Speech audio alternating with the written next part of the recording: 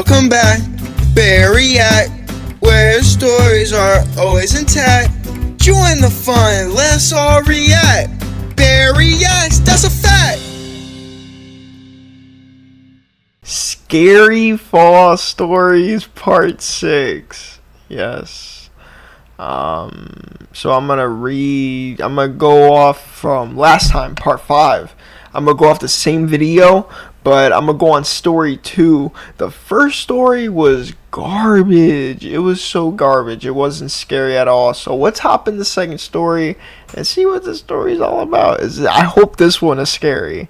The last one wasn't scary at all. It was him talking about him going to the store or something. I don't know, something stupid. It was so stupid. It was gotta be AI. So, but let's get right into it, y'all.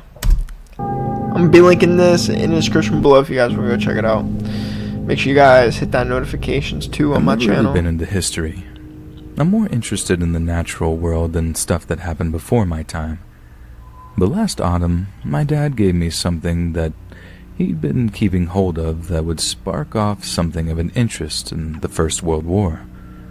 It was the 11th of November, Armistice Day, when my dad walked into my room and handed me a small leather-bound book that looked like it was 100 years old. But I suppose that's because it was, in fact, even older than that. He told me to be very, very delicate with it because it was a family heirloom and incredibly precious. The kind of thing that could easily find its way into a museum one day, but instead we kept it as a close reminder of how our family had a close connection to one of the most horrific events in world history. Before that, history was something of an abstract concept. What was that? Something that dead old men did that had little bearing on my own life. History? But in that moment I realized it was just as flesh and blood as I was. What is he that since my family had a deep connection with it, that it was just as much a part of me as it was for them. My dad explained that the little book was a diary kept by my great-great-granddad, who had fought with the Northumberland Fusiliers in the Battle of Ypres during the First World War, and since it was Armistice Day, that it was a perfect time for me to get acquainted with it. But as I said, it wasn't just an account of his experiences in World War I. It was a record of how he had been present at one of the darkest episodes in the history of humanity. What? I'll type out what was written down. Okay, let's hear it, bro. It's been like 2 minutes already, bro. What is it? It was the 22nd of April, 1915. Just after dawn this morning, the Germans opened up with a very heavy torrent. It was a lot of rifle bullets at first, pinging over our heads as he got down in the trenches. But then we heard the machine gun fire kicking off too. Oh, wow. This clacker, clacker, clacker of the bullets whizzing over our heads. We didn't know what they were trying to hit. All that fire seemed like a waste of bullets, and despite all the racket, we actually laughed at how we seemed to have been sent to face a division of blind Germans. Bro, what? But as it turned out, they were all part of their horrible plan, to get us as low down in the trenches as they could, to be fodder for what came next. Oh no. Once the fire had pettered out, I took a little look over the trench to make sure that there were no German stormtroopers rushing our trenches to toss bombs inside. Right. But just before I did, I heard the strangest noise coming from no man's land. Oh no. Like a kind of sizzling you might expect to hear from a pan of frying bacon or the like. Then when I finally looked, I saw something that made my blood run cold. Oh no. It was like a yellowy green wall of mist approaching our position. What? Thick and heavy. No. Almost clinging to the ground it rolled across. And it was ginormous. At least 20 feet up in the air. No way. I really do mean it was like a great wall approaching us. Right. There was absolutely no escaping it. We had no earthly idea what it was that was approaching us, but it put the fear of God into us regardless. Run away. I suppose because of fear of the unknown is as natural as human beings Why as don't eating he run or away? drinking. When it began to roll over us, that's when men started to choke. I started coughing and spluttering, this thick mucousy saliva cascading from my lips. My eyes burned and my nostrils did too. Any bit of exposed, fleshy skin the stuff touched turned to burn horribly. You need a I didn't quite see it at the time, but some men tried to escape the cloud of death by lying down in the trenches, which was definitely not the right thing to do, as it was heavier than air and concentrated near the ground. So it just sinks, Those right? who tried It goes that over were the suffocated edge. where they lay, It just snuffed out by floats something we had absolutely no understanding of. right over. We had no form of protection from it.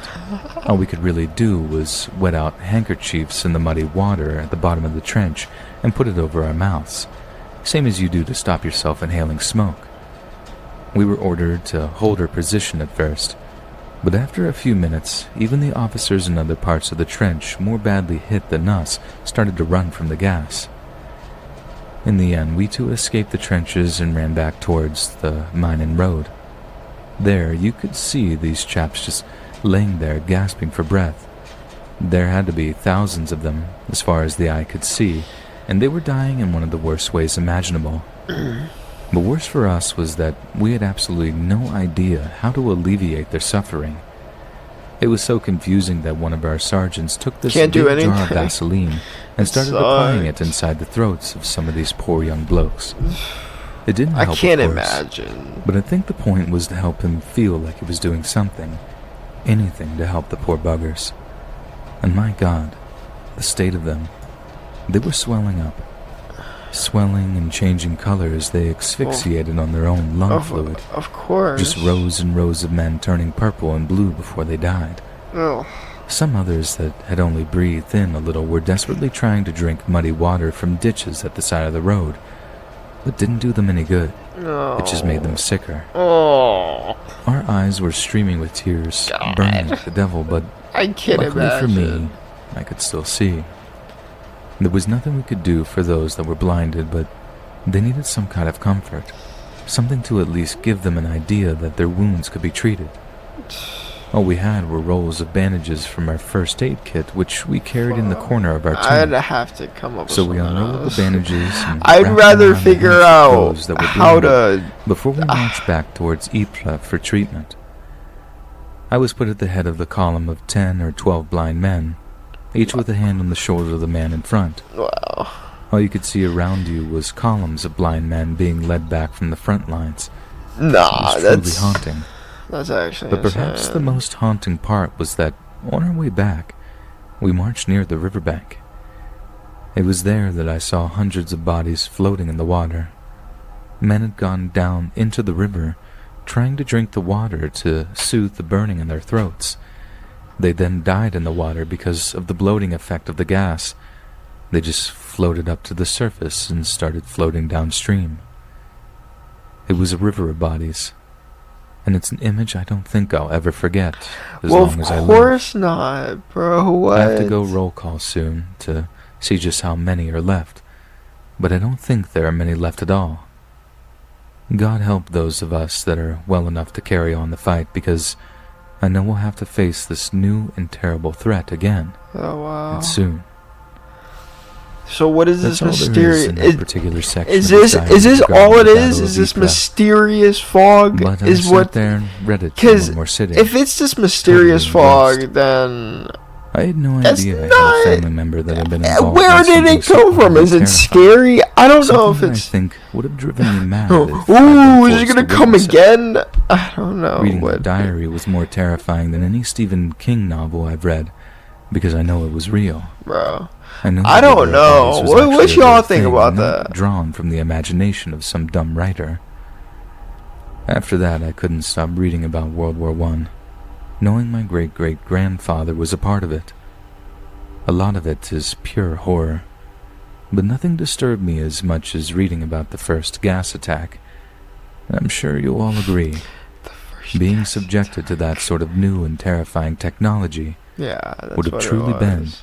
hell So that's on like. Earth. Yeah, so that's what he was talking about. So that is the end of story 2. This is part 6 of false stories. But yeah, that's probably like some new technique that like the Russians or like China or even us, the US, could have came up with, which is actually like crazy, bro. Sending some mysterious gas. Imagine you see this green toxic gas coming your way. You're like, ah, oh my gosh. You see people suffocating like, ugh. And you're just like, oh my gosh. What do I do? It's like, oh, I don't really do nothing though, but it's alright.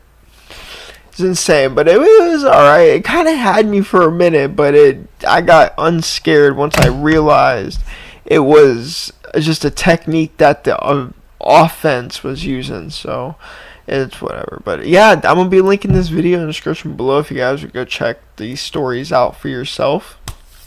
These cozy, warm fall, autumn stories, so I hope you guys enjoyed. But yeah, this has been Bear with the React. If it ain't a react with Bear, then it ain't a react at all. Skrrr!